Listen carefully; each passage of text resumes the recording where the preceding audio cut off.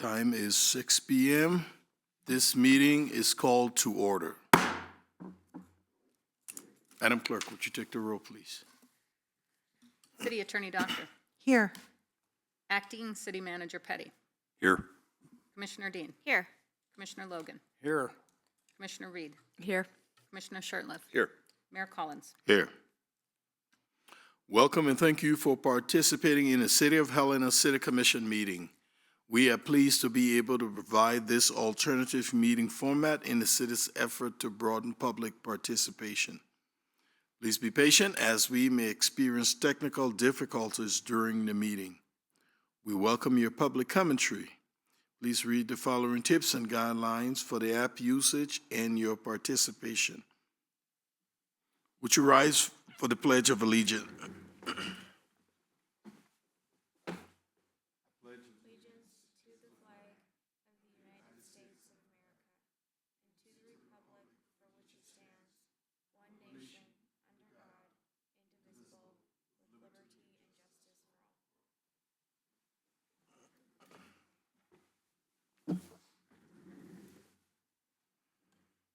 Our minutes from October 30th, 24, 11, November 13, 24, and November 18, 24 were received.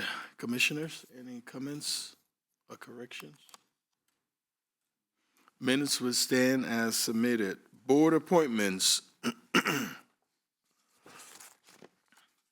I'm recommending the following board appointments. For the ADA Compliance Committee, reappointment of Jacob Krasovich to a first full term on the ADA Compliance Board as a representative of the disabled community. First term will expire September 1st, 2024. Business Improvement District, appointment of Robin Lund to a first term on the Business Improvement District. Term will expire October 31st, 2027. Citizen Conservation Board. Appointment of Lexi Lard to an interim term on the Citizens Conservation Board. Term will expire February 28, 2027. Lewis and Clark Library Board. Reappointment of Judy Meadows to a second term on the Lewis and Clark Library Board as a joint city-county representative.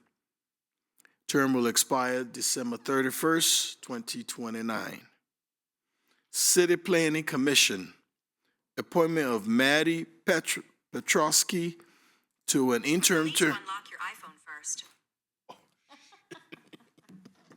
I didn't do that.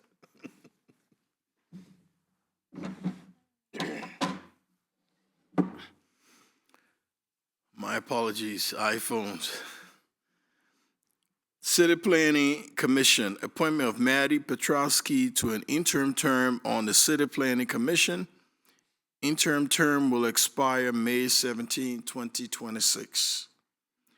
Helena Public Arts Committee, reappointment of Amanda Reese to a second term on the Helena Public Arts Committee. Term will expire December 31st, 2027. Reappointment of Rebecca Shaw Kino to a full term on the Public Arts Committee. Term will expire December 31st, 2027. Tourism BID, appointment of Matthew Uhas to an interim term on the Tourism BID. Interim term will expire June 31st, 2027. Comments or questions from the commission? Please go ahead, Commissioner. Thank you, Mr. Mayor. The ADA Compliance Committee, it says the first term will expire September 1, 2024, which appears to be in the past, and I don't know how we can correct that. That correction will be made, Madam Clerk. Mr. Mayor, without having the packet directly in front of me at this time, I can't give you the exact date, but we can go ahead and, at the call of the city attorney, could we make the motion and correct the term at a later time? Mayor, Commissioners, yes, City Clerk, I think if you put it on the record that we will correct the date, it would be sufficient for the record. Thank you. Do we have any other comments or questions from the commission? Do we have any public comments on these appointments? I'll entertain a motion. Mr. Mayor, Go ahead, Commissioner. I move to approve the board appointments as read by you with the clarification for the ADA Compliance Committee with the date to be corrected in the future. Second. It's been moved and seconded. Any final discussion? Madam Clerk. Commissioner Shertliff. Aye. Commissioner Logan. Aye. Commissioner Reed. Aye. Commissioner Dean. Aye. Mayor Collins. Aye. The motion carries 5-0. Consent agenda claims. And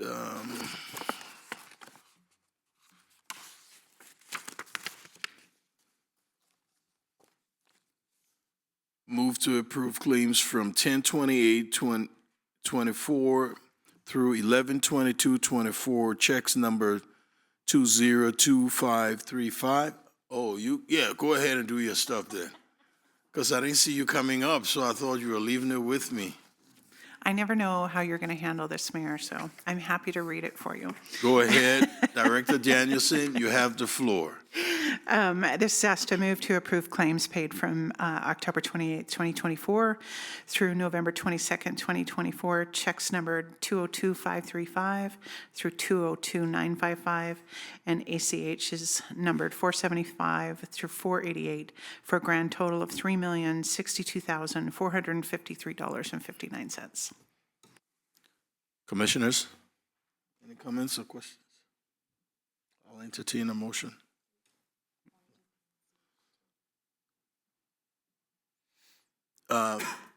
Who's doing? Madam Director, are you going to do the B and C also? Or who's doing that? There are more to the consent agenda. Are you only responsible for claims? Mayor, I'm only responsible for claims. There you go. So we will complete hers and move forward. I'll entertain a motion. Mr. Mayor, Go ahead, Commissioner. I move to approve consent agenda item A claims. Second. It's been moved and seconded. Any final discussion? Do you have any public comments on this? Madam Clerk. Commissioner Shertliff. Aye. Commissioner Logan. Aye. Commissioner Reed. Aye. Commissioner Dean. Aye.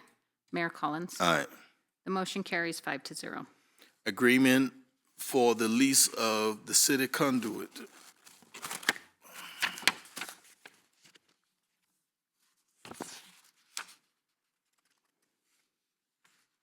Who's that, Director? Oh. Okay. My understanding that this item would be moved to a regular item because there was a slight change to some language in the agreement. Are we okay to move forward right now with it? I'll find it from the commissioners. If not, we can. Mayor, I think because the record for the consent agenda does not reflect what we would ask you to approve, there should be a presentation that illustrates what should be in the record in order for you to fully understand what you would be voting on. So it'd be my recommendation to move this from the consent agenda to a regular item to be considered there. All right, we can move it to the regular item. Commissioners, is it okay? No problem. All right. Okay, approval of resolution amending resolution number 20917. Director Kanopki, what say you? Good evening, Mayor, Commissioners. I'll read this for you. The approval of the resolution amending Resolution 20917 passed on the 17th of June, 2024, declaring various vehicles owned by the city of Helena to be surplus property and authorizing the city manager to dispose of that property. Comments or questions for Director Kanopki? Do you have any public comments on this topic? I'll entertain a motion. Mr. Mayor, Go ahead, Commissioner. thank you. I move to approve a resolution amending Resolution 20917 passed on the 17th of June, 2024, declaring various vehicles owned by the city of Helena to be surplus property and authorizing the city manager to dispose of the property. Second? It's been moved and seconded. Any final discussion? Do you have any public comments on this? Madam Clerk? Commissioner Shertliff, Aye. Commissioner Logan, Aye. Commissioner Reed, Aye. Commissioner Dean, Aye. Mayor Collins. Aye. The motion carries 5-0. Bid award. Bid purchase award for wastewater treatment plant condensing boiler system. Project number 24-20. Director, Engineer Clark, you have the floor. You got me. Good evening, Mayor Good and evening. Commission. This bid award is a replacement of the wastewater treatment plant's boiler system. We're replacing one boiler with three. The existing boiler is about 40 years old. We received two bids. I believe we opened them on the 12th of November. We received two bids. We're asking that you approve the award to the lowest bidder, lowest responsive bidder, Northwest Pipe Fittings of Butte. The boiler project will save the wastewater plant about $2,000 a month in gas, not only because of the increase of the efficiency of the boiler system, but also the flexibility to run one or two boilers instead of one large boiler, one, two, or three smaller boilers. I hope that makes sense. And the project would pay itself off in about 5.5 years, so I think this one's kind of a no-brainer. Thank you, Engineer Clark. Any comments from the commission? Do you have any public comments on this? I'll entertain a motion. Mr. Mayor, Go ahead, Commissioner. I would move to award the wastewater treatment plant condensing boiler system bid purchase number 24-20 to the lowest responsible bidder, Northwest Pipe Fittings, in the amount of $126,999. Second? It's been moved and seconded. Any final discussion from the commission? Madam Clerk? Commissioner Shertliff, Aye. Commissioner Logan, Aye. Commissioner Reed, Aye. Commissioner Dean, Aye. Mayor Collins. Aye. Motion carries 5-0. Commissioners, proposals from you. What say you? Go ahead. Thank you. So I'm kind of hoping to get consensus from my colleagues here tonight to perhaps get this subject on a future administrative meeting. What I'm interested in proposing is that we look into a program that was authorized by the Montana State Legislature in 2021, which allows commercial properties and local governments to work together in what's called a Montana CPACE program, CPACE standing for Commercial Property Assessed Capital Enhancements, which is a financing tool that provides building owners with a low-cost, long-term financing option to pay for permanent, cost-effective energy or water-efficient improvements and renewable energy systems. And the purpose for this is for commercial property owners to save money on their utility costs while investing in their buildings. And the difference between this and in some conventional financing is that the CPACE financing is repaid annually through a special payment that is collected by the county as part of their real estate tax bill on the property. So it's basically allows a property owner to a different financing tool with different times for payment of that loan. So I don't have all the details on the program, but what I'm looking for is for us to perhaps direct staff to better inform us at a future administrative meeting. I don't have a problem with that, Commissioner. I think we can get the stakeholders to tell us more about it and explain what the program is. I'm all for it. Let's have it on a future administrative meeting. I don't mind. Mr. Mayor, thank you. Yes, I'm also supportive of bringing this to an administrative meeting. This is a conversation that's been happening on and off for really the last year and a half, 2 years, since the legislature passed this opportunity. We don't get a lot of chances to add tools to our toolbox to facilitate more development in a responsible manner and create more opportunities for sustainability and economic development. One thing I would add is that the county in the last year and a half has made it, there are more or less 2/3 of the county commission that has made it pretty clear they're not interested in pursuing CPACE from a county level.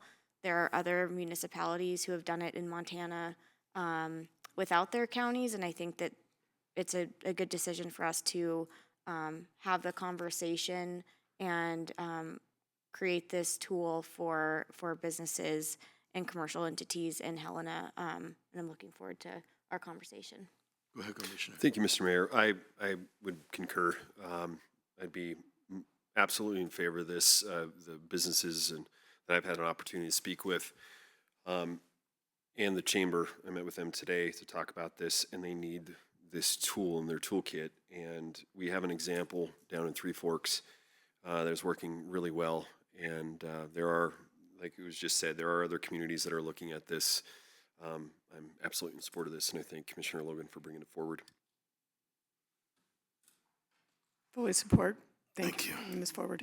Mr. Mayor, just briefly, I have a number of people who would be good resources to deal with or to help facilitate the discussion that I'll share with the city manager and staff to get this moving forward. So, thank you. Acting Manager.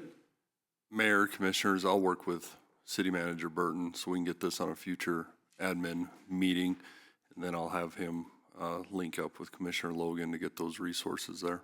You bet. Thank you, Mr. Mayor. Do you have any other proposals from the Commission? Commissioner?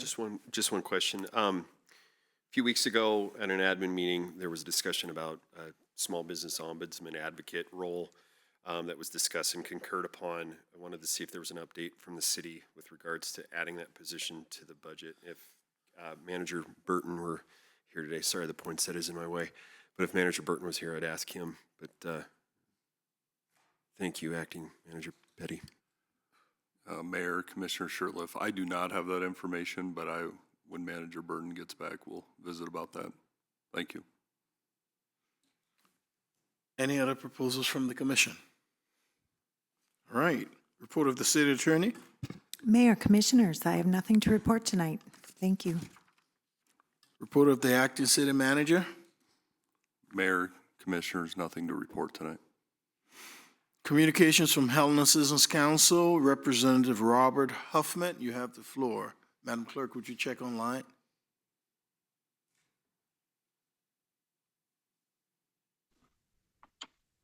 Can you hear me? Yes, we can. Okay. Good evening, Mayor and Commission. I only have two brief updates. We're working on a few new recommendations for the Commission for January, and HCC hopes to have an open house in 2025 with the theme to be determined. That's all we have to report this month. Thank you, sir. Comments or questions for Representative Huffman? Thank you. Thank you. Regular items. So do we go back to this?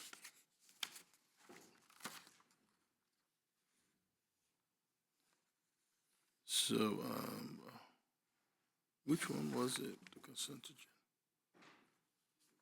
Yeah, okay, we're on regular items now, so yes, you take the floor. Thank you, Mayor and Commissioners. So this is an agreement between, our proposed agreement between the city and the Montana Internet Corporation.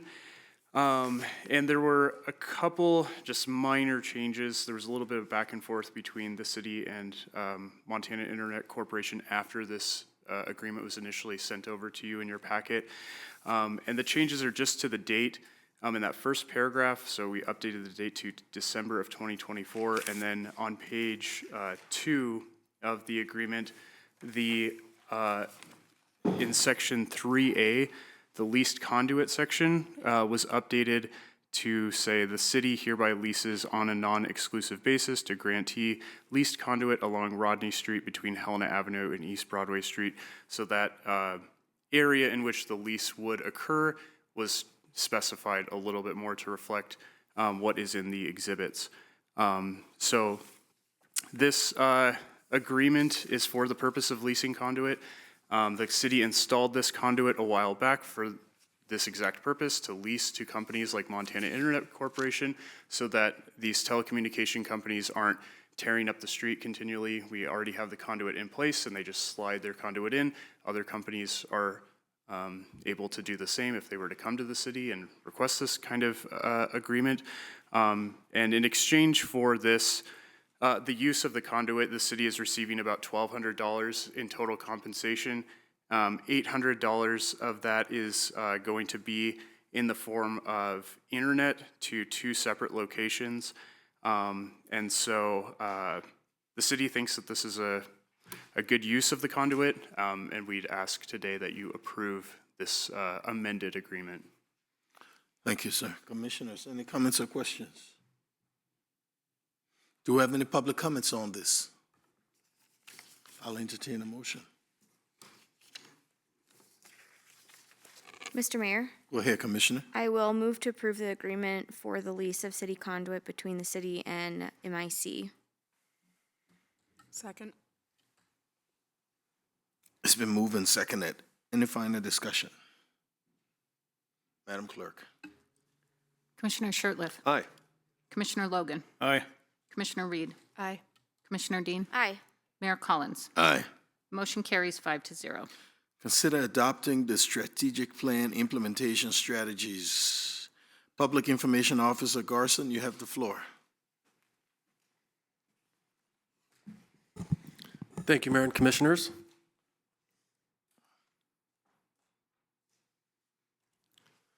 So tonight I'm presenting on behalf of the City Manager's Office implementation strategies that have been really a collective work throughout all of the city departments, building upon the Commission's strategic planning retreat that took place last December. So I'll give a quick overview for those that are watching that are unfamiliar with the process we've been going through, and then we would ask you to consider adopting the implementation strategies that we've brought forward. So in December of 2023, the City Commission and City Manager hosted a strategic planning retreat over the course of a couple of days. Out of that retreat, city staff compiled a document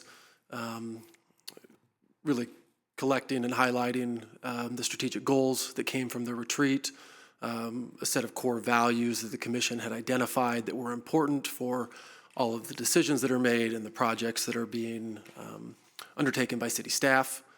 That strategic planning document was adopted in June of 2024. And then from there, the city manager asked that we start working towards documenting all of the implementation strategies, which is really an action plan for the work that is being done throughout the city's departments. There are a couple of things that I wanted to highlight for what is included in the implementation strategies. There are aspects of the strategic plan going back to the retreat that were carried forward, but that conversation was really a snapshot in time, and so it wasn't incorporating everything that our departments are working on. And so our goal was to expand upon the strategic planning retreat and include more information from the various capital improvement plans and operational projects that are of high priority and high impact. If you're looking through the implementation strategies document itself, there's a lot of information to digest, obviously. The action items are really highlighting the projects and initiatives that we're working on. There's a resources section that is intended to highlight the staff time that is required to move these projects forward, whether or not a commission decision will need to be made. Many of these things, whether it's in budget allocation or policy decisions, will require or have required commission decision, and so that is highlighted in the resources section. And then the final piece is budget impact. And it was mentioned when we discussed this at the administrative meeting a few weeks ago, and we have added it to the document now, notating that not every item in the implementation strategies document has budgetary funding allocated for them currently. So some things that are forecasted to be brought forward in the next couple of budget cycles would require a commission decision to allocate funding for those projects. And then the last piece is the time frame. We operate oftentimes based on fiscal years, and we decided to categorize projects based on the calendar years that we would be looking at working on them. Hopefully that will make the most sense for anyone from the public that's looking through this information. So from here, again, we'll ask the commission to consider adopting the strategic plan implementation strategies. This document and this information is going to be more fluid than the strategic plan itself. I think the strategic plan is intended to have a longer shelf life, in its current state, whereas this work plan will evolve and change as we go forward. And so the city manager intends to have periodic updates to the commission on the status of projects. New projects will be added as they're identified as priority. As things are completed, they'll be noted and they may eventually come off of this plan. We're also working on incorporating all of this information into the website to make this information most accessible. I've been working with the clerk's office to create new web pages that will house this information. And then finally, one of the conversations in the administrative meeting was also trying to make this information a little bit more dynamic and attaching it to meeting resources and presentations and resolutions and different types of information that gives people hopefully a lot more context than just the information in this spreadsheet.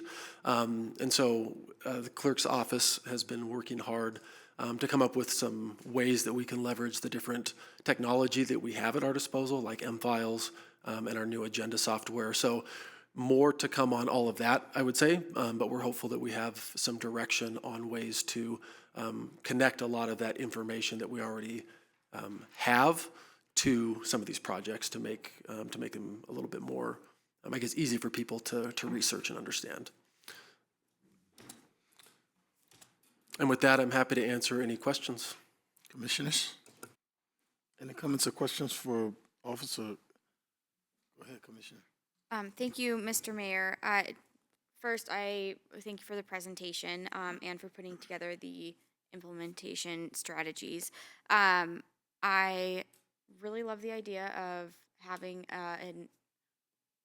each of the items listed and then resources attached. I think that will give people a lot better idea of kind of the history of different projects and maybe barriers and how we're trying to overcome them. One question I do have is, in terms of the update schedule and like our periodic strategic planning updates, are you planning on including the date changing, like updating dates and progress reports after or during budget, or do you have kind of a idea of timeline for that? Thank you, Commissioner. The city manager hasn't identified a specific date. He and I spoke about possibly quarterly updates to the commission on the implementation strategies, and so I believed, based on the timeline, that there would be some type of update during the next budget cycle, just with how that all would be scheduled out. But we certainly can confirm and update the commission on when the first one would be. I think that would give us a better idea. I mean, I think not just for the public, but for the commission to have a kind of tabs on how some of these projects are going, because oftentimes we don't hear and the public doesn't hear until something's done or there's a roadblock. So quarterly, I think, is ideal. Mr. Mayor, if I might, Mr. Mayor, Commissioner Dean, also the city manager asked that as you well know at this point, we're trying to coordinate with the local government center and Dan Clark, the executive director, to come back and do an update with all of you and report. And I think that that's something that we could ask Mr. Clark to include as part of that strategic plan update, is create a calendar of some sort with you and the city manager that makes sense for everyone. Do we have any other comments or questions for Mr. Garson? Mr. Mayor, Go ahead, Commissioner. would like to, well, I guess, I think it's, goes without saying that a strategic plan and planning in general is very important for any organization, and I appreciate the work that the city manager's office and Mr. Garson have done, as well as the clerk of the commission and really all of the departments to input into this. And I know it's been a lot of work but really appreciate it. So thank you. Do we have any public comments on this topic? I'll entertain a motion. Mr. Mayor, Go ahead, Commissioner. I would move to approve the adoption of the 2024 strategic plan implementation strategies. Second. It's been moved and seconded. Do we have any final further discussion? Madam Clerk. Commissioner Shertliff, Aye. Commissioner Logan, Aye. Commissioner Reed, Aye. Commissioner Dean, Aye. Mayor Collins. Aye. The motion carries 5-0.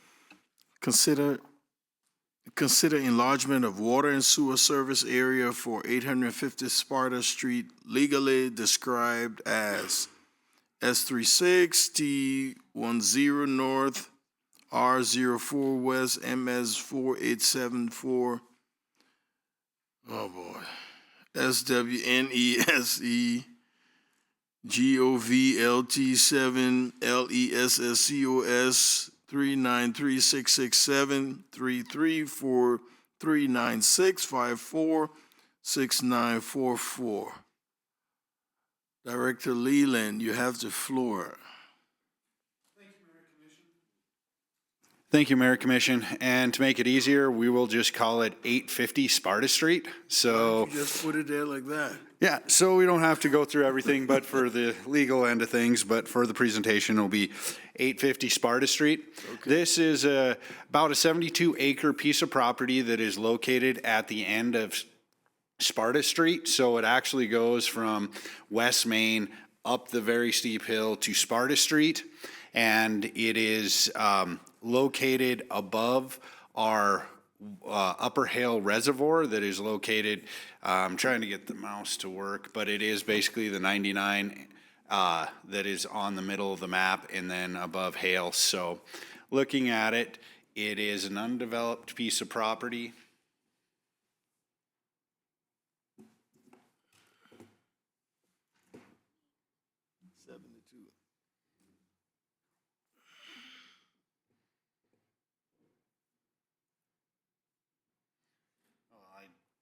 Don't know what happened, but it's the undeveloped piece of property that is located off of Sparta Street.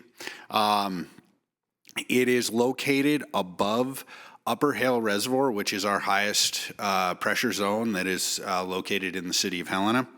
It's about, anywhere from 60 to over 100 feet above what we can serve the property because it needs to be at 35 PSI. So extending the water and sewer, the difficult part of this one, or the one that is going to be in question, is the water. And the sewer is located in Sparta Street. Water is in Sparta Street.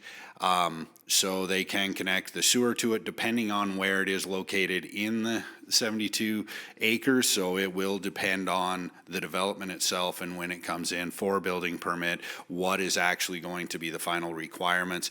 But with the expansion of the water and sewer service boundary, we will be able to dictate with that during our development review process. So it'll have to have, since it is above the water and sewer service boundary, it will have to have a pump station. And the question that will come in is, will it either be a public lift or booster station or a private booster station? And that will depend on where it is developed on the piece of property and if it needs fire hydrant or not. So if it doesn't need a fire hydrant, can use the existing fire hydrant based on the building and fire codes, which is around 400 or 600 feet, depending on if it's sprinkled. So depending on the development, they may not have to have another fire hydrant, but if it is located further away, there will have to be fire hydrants depending on where it is with the building code. Then they will have to do a public booster station so the city can maintain and control the outcome of the fire hydrant that is out there so we can put out the fire. So with that, the conditions for this, and it is just for water and sewer at this time, is to extend mains to the edge of the property, and then both water and sewer hook up with city services, and then depending on if it needs to be a public lift station or a new hydrant is required, then we would put a public booster station or tank. They can do either one. You can feed it off pumps or you can do it with the tank. It just depends on which way they'd like to go. But with that, I'd be happy to answer any questions at this time. Thank you, Director Leland. Commissioners, go ahead. Mr. Mayor, so this is a pretty unique agenda item. I mean, in the last 5 years, I can't think of this happening before. So I'm curious how many properties are there like this out in city limits, but outside the water and wastewater service boundaries, and I mean, how often are we getting these kind of requests? Mayor, Commissioner, this isn't actually a unique situation. It is established because when the city was becoming a capital, it was the lots, there had to be a number of lots to become a state capital. So when we were in competition with, or Helena was in competition with Anaconda, they platted lots back in Pennsylvania. So no regard for topography. So there is quite a few lots that are located within city limits, like Sugarloaf Hill. That is all platted lots that are up there. As you go further up, you can see some of the platted lots on this map right now that are within city limits, like on the end of Iowa Street and as you're getting into the South Hills. So there are quite a few, but based on the topography and the rock and everything, they're very difficult to and expensive to try and maintain. So most of the time, you aren't looking at any of the lots that are above the service area, but we have had that before, but we are not seeing a ton of them right now at this point. Okay, so that's helpful. So the reason I asked that question is that oftentimes when we get some of these things that don't often come to the commission, we're setting precedent. So these are consistent actions that with some of the other properties that have had similar issues. Is that correct? Mayor, Commissioner, yes, it is correct. This is the exact same. Based off city code, you extend the water and sewer across the frontage of the property, and then you have to provide fire protection depending on what the development is. And then if it is below, then you have to do, a booster station that meets DEQ requirements, either private or public, but this is consistent of what we've done before. On a little bigger scale, it was over in Reber PUD. They put a tank up above Forest Estates to meet this requirement. Okay, thanks. That's helpful. Any other commission? Do you have any public comments on this? If not, I'll entertain a motion. Commissioners? Mr. Mayor, Go ahead, Commissioner. I'd move to conditionally approve the enlargement of the water and wastewater service area for 850 Sparta Street with the following conditions. Extend both the city water and wastewater mains to serve the property either through South Street or a new easement. Install a wastewater service to city standards. Install a water service to city standards, which will require either a booster station or tank. If new hydrants are needed, the new hydrants must be supplied through a city main and either a city-owned tank or booster station. Second. It's been moved and seconded. Any final discussion? Madam Clerk. Commissioner Shertliff. Aye. Commissioner Logan. Aye. Commissioner Reed. Aye. Commissioner Dean. Aye. Mayor Collins. Aye. The motion carries 5-0. Consider settlement agreement to resolve RGB et al. Versus City of Helena lawsuit street assessment case. Dr. Leland?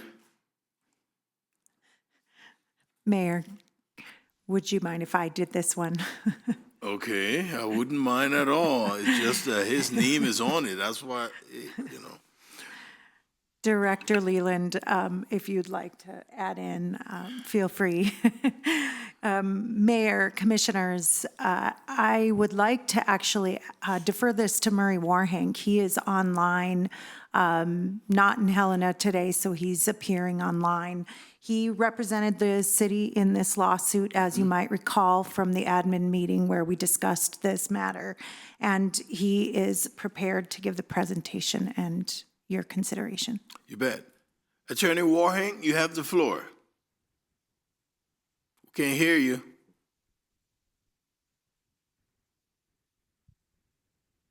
You hear me now? Yes, we can. Okay. I apologize that I was not able to be at the meeting in person tonight. So obviously, we probably remember this case a little bit. I just want to go over the case background, talk about the settlement, the proposal a little bit, and then take any questions that you might have. So this is the case filed by business owners in town that were unhappy with several aspects of the funding mechanism for city streets, including the methodology of calculating the assessments, the founding and the way that the entire system of assessments work. And they alleged that there was payments that were made out of street assessment funds that should not have been made out of street assessment funds for or pursuant to state law. We kind of, as we got into the case over the years, divided the people who were suing into two different categories. You've got a number of property owners who are just, they own normal lots that a business would be on. Such a number of them are casinos, things like that. But then there's three properties that were a little bit different than the rest of them in that they were what we call in this case underdeveloped, meaning that they're a lot larger than the developed area for commercial use. So, for instance, if you had a 40-acre lot with a small, retail store on it, under the current street assessments, you would be taxed on a per square foot basis for the entire lot, which could be a quite large assessment as compared to the amount of actual commercial space that you're using. So we went down the lawsuit path on this one. We got a favorable ruling on a motion to dismiss and then did discovery on the remaining claims. And we've kind of come to now the second point I want to talk to you about, which is just the terms of this proposed settlement agreement. You may recall we spoke about it a little bit in a closed session at an administrative meeting a while back. The first proviso of this settlement agreement would be neither side admits any liability. Neither side admits that they have done anything wrong. The city doesn't admit that its assessment methodology was in any way flawed. The second prong is a release of some of the funds that those three properties I talked about that are underdeveloped have paid into protest. I did the calculations on it. I think it's actually going to end up being a little bit advantageous for the city, maybe about $50,000 if these people had just followed the city's process to work through issues like this that had happened in the past.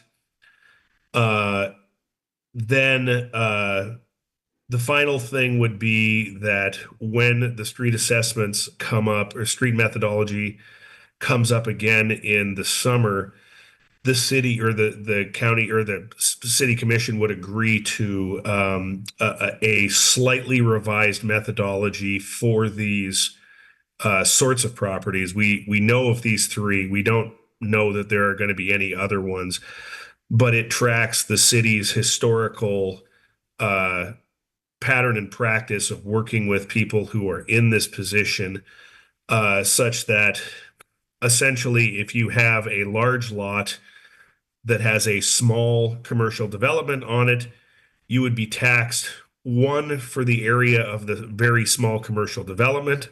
Say that might be 10% of what your assessment would be otherwise, and then you would pay the commercial flat rate for the rest of the property.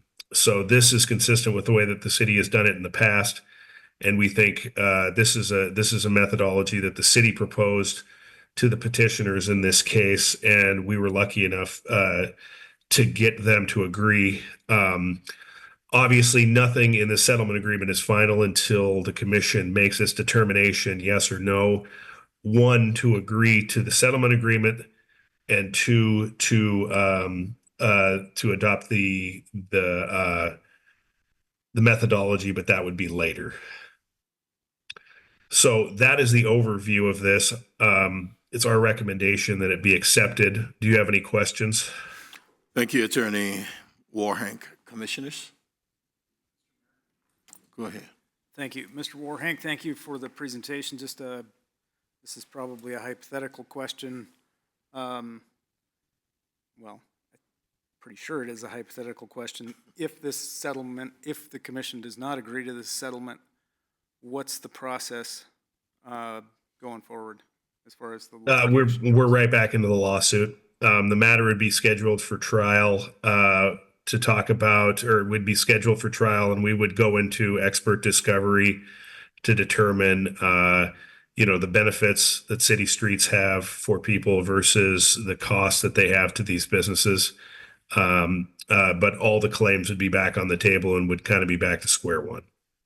So, Mr. Mayor, follow up. So Please. would that be in district court then?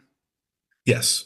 Okay, and then one last question, if I may. So in your presentation and also in Exhibit A, it seems to indicate that this settlement agreement is not just about these properties, but other similarly situated properties might in the future be able to reevaluate their assessment process on their property or methodology. Yeah, and thank you for bringing that up. I should have gotten dug more into that. Yeah, that's right. There could be additional ratepayers who could avail themselves of this process. They would have to have more than 40% of the total area of their property be undeveloped. We're not sure that there are any, but if those people were going to go through the process, they would have to make an application to Mr. Konopke and his office to make a determination about how much of the property is undeveloped and unused and things of that nature. And so they would have an opportunity before tax and assessments bills went out to learn that information about what these potentially unknown commercial ratepayers would, how it would affect the base. And sorry, Mr. Mayor, one last one, I promise. So how would a similarly situated property owner know about this? It would be part of the assessment procedure. That it would be that they would make that they would be able to make that assessment. They'd learn about it the same way that they would learn about an assessment. I'm not certain about what internal mechanisms the city would want to employ to let people know about it. I know that in the past there have been ratepayers who have been in touch with people in the city, been in touch with the city manager for sure about these issues. I would think it could be raised there. But then after they spoke with Mr. Konopke and his folks, they would also have the ability to appeal to the city manager. So, okay. Thank you, Mr. Mayor, and thank you, Mr. Warhank. Any other comments or questions from the commission?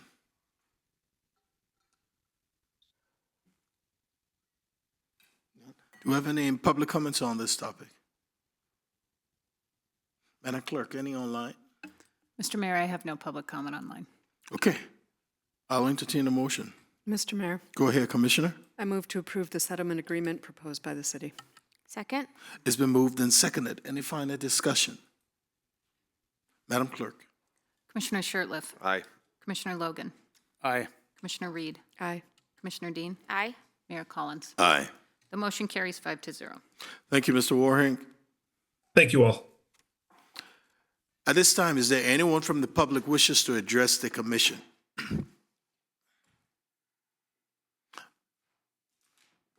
Madam Clerk, do we have any online? Mr. Mayor, I do have one hand raised online, Loretta Briscoe. Would you please put her through?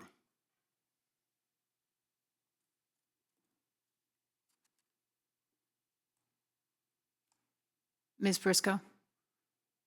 Can you hear me? Yes, we can. I am actually on this meeting today for a little bit of guidance, and I thought I'd start with you. I know there's also zoning meetings and parking meetings, and my issue, I feel like it covers all of you guys, and I need to know if you can guide me in the right direction. I have actually personally appeared in the city county attorney's office and left my name and number. I myself and other neighbors in my area are having issues, and from what I can tell, it's been issues for many years with what all of us would consider a hoarder. And this particular person appears to be living in this zoned residential area and appears to be also conducting a firewood business out of this residence because he splits wood with one of those big mechanical splitters on the street, not on his property. He does it on the street. He also has 6 or more trucks that constantly are parked in front of all of our properties. They're either filled with this unsplit wood, or it's a bunch of garbage, or it's a broken garden window. The other thing that is happening is he sometimes has illegally parked, where he's parked one of these flatbedded trucks with 2 wheels up on the property that I am currently renting, which then caused that vehicle to spill diesel onto the public street, and it was running down the gutter, which I have pictures of all this to show that it wasn't just a drop or two, it was running down the gutter. He also appears to be going to a yard, another lot, which is not under his name, where he has, it's basically a private junkyard. It's an eyesore. There's broken down vehicles. There's a refrigerator in the yard. The house, I guess, burnt a couple years back and hasn't been torn down. Shed with a door off with garbage blowing in these extensive winds that we have. And then in front of his house during the summer, he's got his camper and his ATV on a trailer, but all of these business trucks with wood and whatnot are in front of everybody else's property, meaning their family and friends have to park blocks away because he's taking up all this space. So my question to you all is, can you give me a starting point? Do I need to start a neighborhood petition about the problems that this man is causing? What's my first step? Thank you, ma'am. Your first step, you've done it. We will take it from here. Okay. So I didn't really, in a public setting, want to throw somebody's name around or the address, but I can surely give you 2 property addresses that are the 2 that you can look at from Google Earth. You can drive by and see what I'm talking about. Ma'am, you said you had already left your information at the city attorney's office, right? I did. Okay. We will take it from there. Okay. Thank you. Okay, thanks so much. You bet. Madam Clerk, do we have any other raised hands? Mr. Mayor, I have no other public comment online. Commissioners, any other comments from you? Without further ado, this meeting is adjourned.